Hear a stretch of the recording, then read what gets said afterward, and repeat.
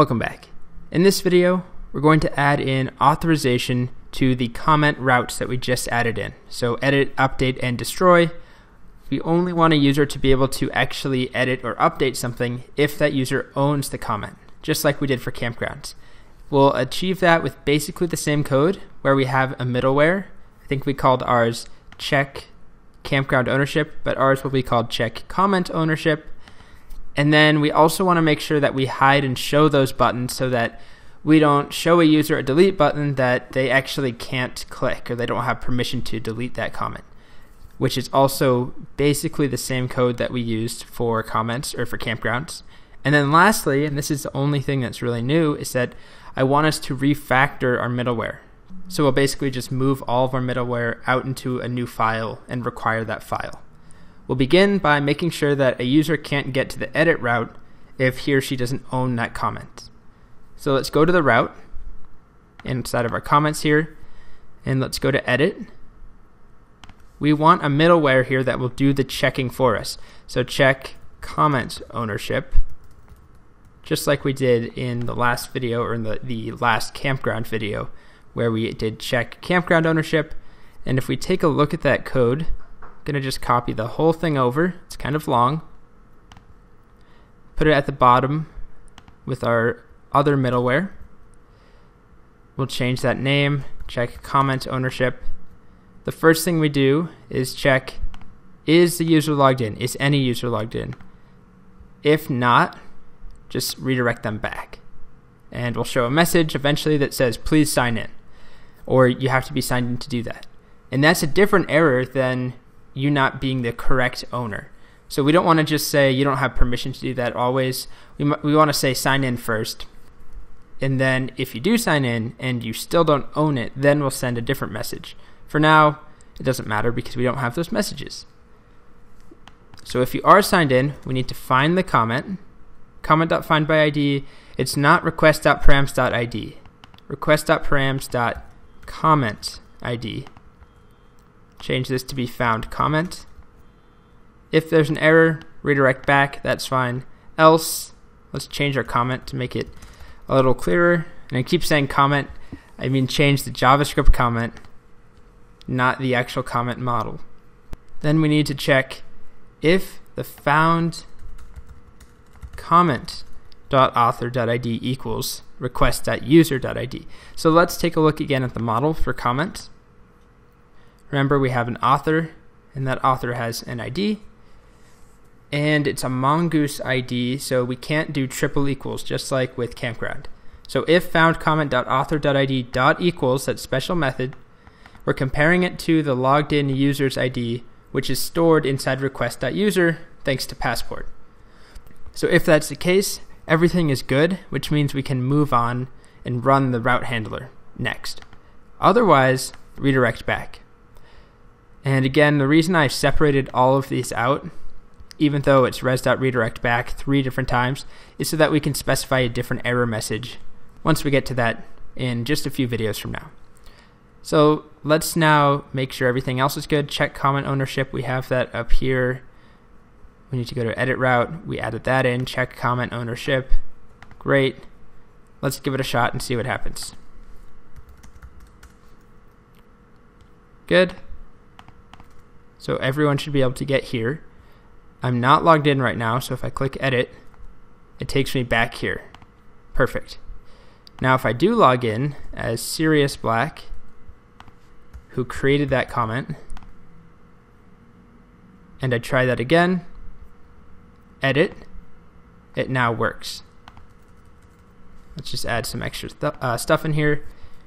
Now that's not protected because that's the update route.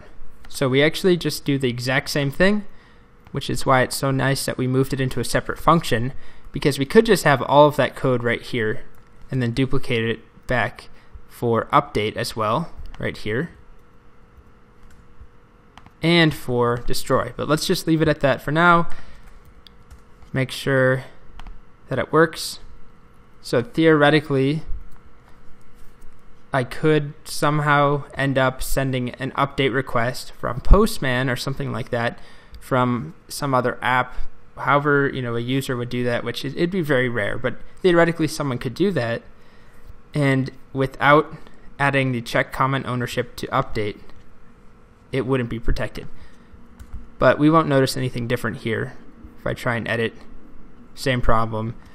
If I log back in, and you can just skip through this if you don't really care to see it. Not the most exciting part of this course, watching me log in.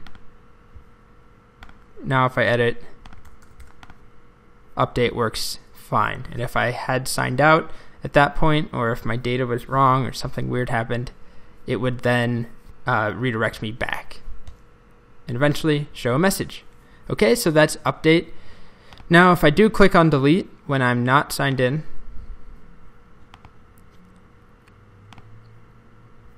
I can delete that comment, which is obviously not what we want to happen. So let's fix that. Let's go to a page that does have comments. Oh, this one doesn't have one. Let me add a comment in. Once again, not the most exciting. Oh, and I typed the comment or the password in incorrectly. Oh dear. Let's try that one more time. Okay. Let's go to Rocky Mountain High, add a comment in, delete me. Okay. So I don't want a user to be able to delete this unless they're logged in. It's exactly the same. Super easy for us. Just find the destroy route, add our middleware in, and that's all we need. So if we try it, I just showed you that currently, or before we made that change, anyone can delete. Now if I refresh, I'm not logged in. I click delete, and it's still there. Refuses to delete. Great. Last big step is showing and hiding these buttons appropriately. So let me sign in or sign up as someone else. Let's sign up as Dumbledore. Dumbledore. Password is also password. Sign up. Let's add a comment in as well. Now, 2 different comments, 2 different authors. If I'm signed in as Dumbledore, I only want to see the delete buttons here. These should be hidden for me. So to do that, take a look at how we did it on the show page for campground delete and edit buttons, which is right here. This single line, if current user and campground.author.id equals current user.id, then we show this. Very, very similar, except for a few changes. First of which is it's not campground.author.id. It's comment.author. And that's defined here in our for each. So whatever this is, in our case, for each campground's comments array, call it comment, display the author, display the text, and then check if there's a current user and if that current user's ID, which is here, which is stored. There's a lot of moving pieces here, but I will review this briefly. This is coming from that one line that we added to app.js up top that adds in, where are you? Right here. Current user to every single one of our templates. Current user equals request.user. And request.user is coming from Passport. It has the user information. So current user, if there is one, we have to do that. Check if there is one, because if we don't have this first part and all we have is this, if there is no current user, it will give us an error saying current user is undefined. Okay, so comment.author.id. The last thing we need is to add in our closing bracket or a curly brace for the if statement. No equal sign. So this is all enclosed in that if statement. Let's give it a shot. To start, if I refresh, it will log me out, and we expect to see no buttons. Perfect. Let's sign in. We'll do Dumbledore.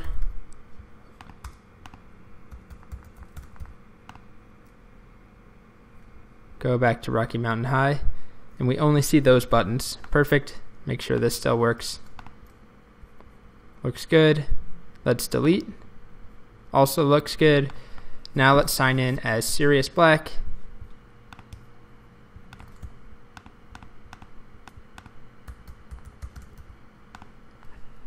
now we expect to see the buttons. And we do. Perfect. And I can also delete this now. Let's delete it. Great. I won't delete that campground because campgrounds are precious and we need those. It takes a while to add a new one back in.